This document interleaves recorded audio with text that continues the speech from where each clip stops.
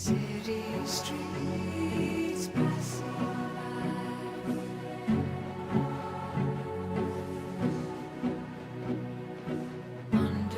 underneath stormy skies.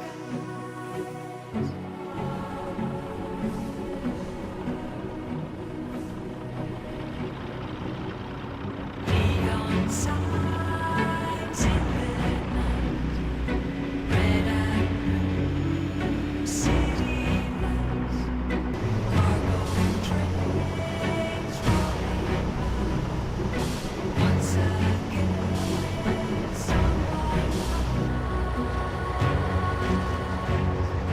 trains in winter rain, no going back, no going home. Trains across the land, and in the sky, a star alone.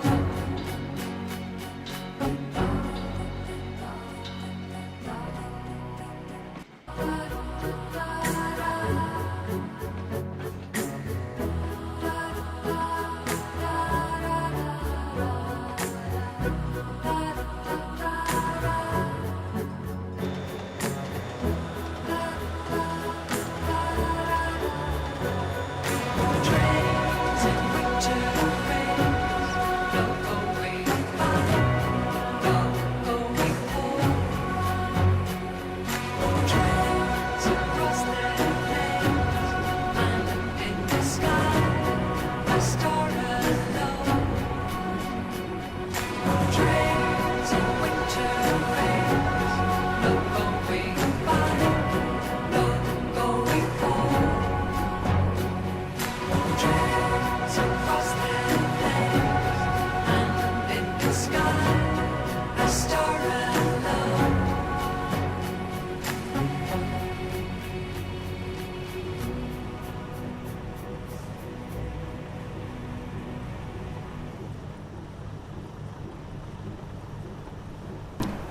It was the first day of February in 1989, and the Seawell Coastal Railway had a new atmosphere.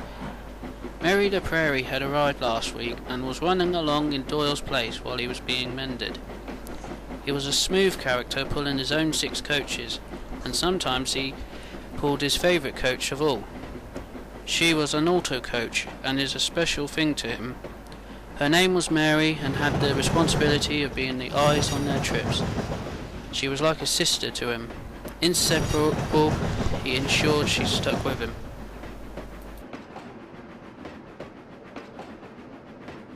There was excitement amongst passengers today. Boys and girls were seen together behaving rather odd. Tanya, Jack and Clive were familiar, but the rest were so used to consistency of work they had never noticed it before. "What is up with them?" they would ask Tanya, and she said, "It's the nature of love." "Nature of what?" "Love. The connection between a man and a woman, an emotional attraction." She paused. "You have to feel it to really know it." "But why now?" "Well, it will soon be a day they call Valentines Day." Sure enough, there was talk about the holiday and further talk about making a special train for the occasion. Stuart was talking to Tanya about it. "We need this to be a romantic and steady day, but I don't know how we can do that on our length of line." Tanya had been in a world of her own, but the worrying tone of Stuart's voice had her listening. Then the two worlds collided and she had an idea. "Sir," she peeped, "what about the Great Western Love Train special?" "The what?" replied Stuart. "A special that travels to Lyme Bay Harbour non-stop from Silkminster. Morning trains bring the branch passengers to the junction, and we start at 11. Travel non-stop at 20 miles per hour and drop the party off at the harbour for a romantic day at Lyme Peak. Then they come back in the twilight for a starlight run back to the junction." "We?" asked Stuart. "Me and Mary, for romantic appearances?" blushed Tanya.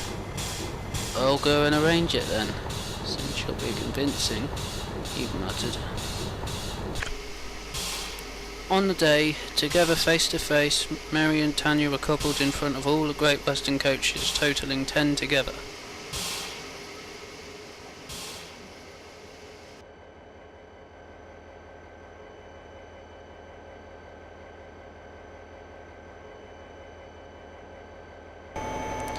Harry came from London while Tammy came in from Birmingham, and finally Sonia came up from Moncton.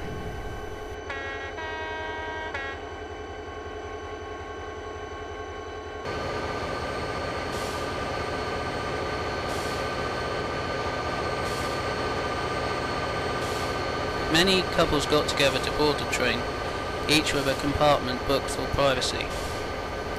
Soon it was time to go, and they puffed together bound for the harbour. The speed was steady and allowed a 1-hour journey.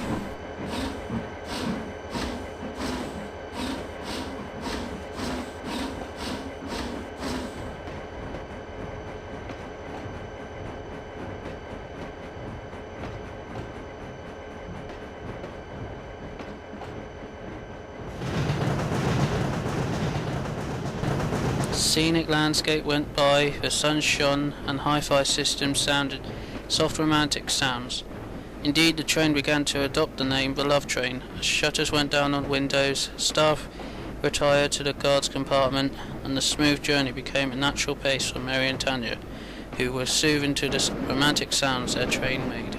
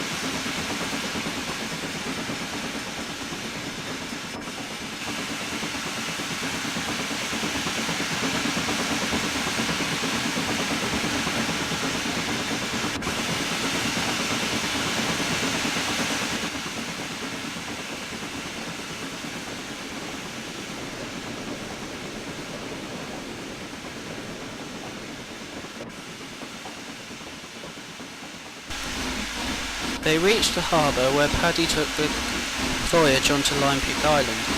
Tanya and Merrie shunted their train onto the standby sirens and spent time alone waiting for the evening train. It was a chance to speak about old times in the glory days. So after the demise of Great Western, I ended up on the London lines moving a lot of freight. I've come to love this line for what I missed for 30 years, Tanya told Merrie. No wonder freight respect you, they daren't try your patience with the experience you've had, replied Merrie. So what about you?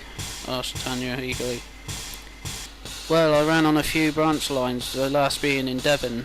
The line of work I did, I only had 2 Great Western friends and a few others on the Southern. They were scrapped after 64 and I was preserved by my private owner, Tim. Unfortunately, he couldn't financially cope after I was recently fixed, so he sold me to Stuart, but said he'd still visit me. Merrie and my other coaches have been through it all too. She ended up with me when my mate was sent for scrap. I promised to look after her, and I feel relieved that here she and I will be safe. This had made Tanya emotional, so much so she thought she felt butterflies in her boiler. Her steam pressure was a little high, so her crew started to check her. By evening she was fine, and they got ready to shunt the train onto the platform.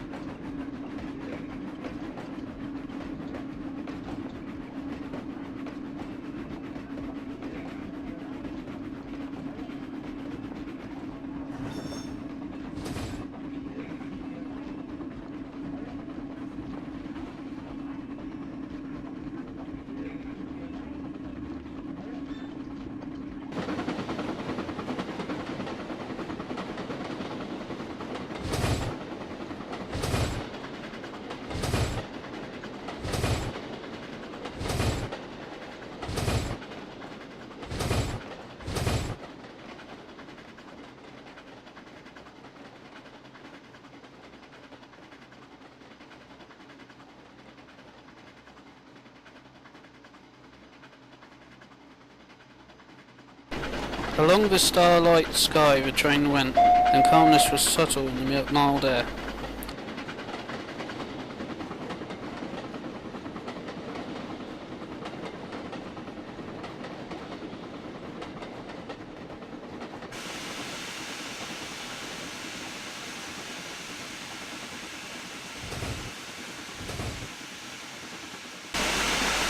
All went well until on the stretch to Concord Street, steam flared with no warning, and the train stopped.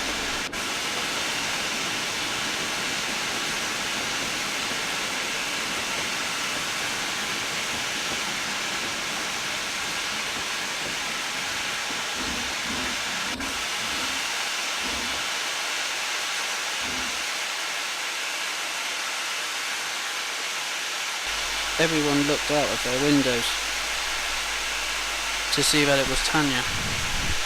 "What is it?" asked Merrie with worry. "The steam pressure got too high and I had to let it off," said the driver. "There must be a leak in the water tank. There is no water left and she was in danger of smoking." "I damped the fire," the fireman told them. "So what now?" "Take her brakes off and I'll pull her too," Merrie told them. "Can you do that?" asked Tanya. "I blooming well will, you see that I don't." And with his insistence they went ahead. They were soon ready and Merrie started. Slowly at first, then faster and faster.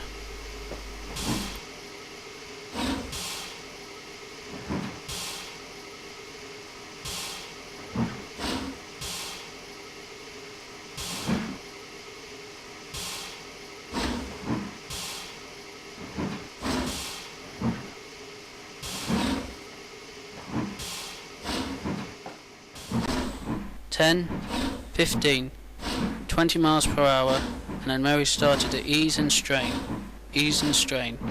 until he was maintaining speed.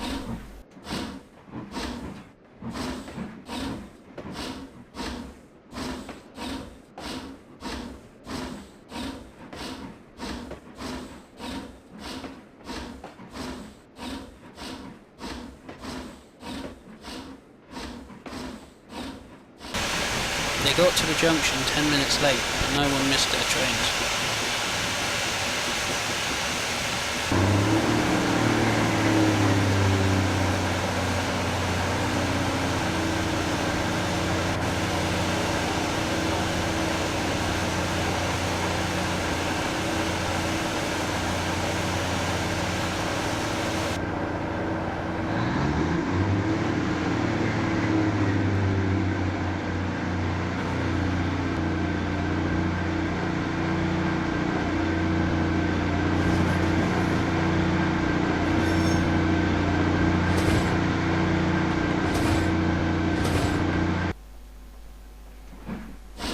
Take Tanya to the shed and stay with her tonight. You can shunt the coaches tomorrow while Kate collects her and we'll be back to normal, said Stuart.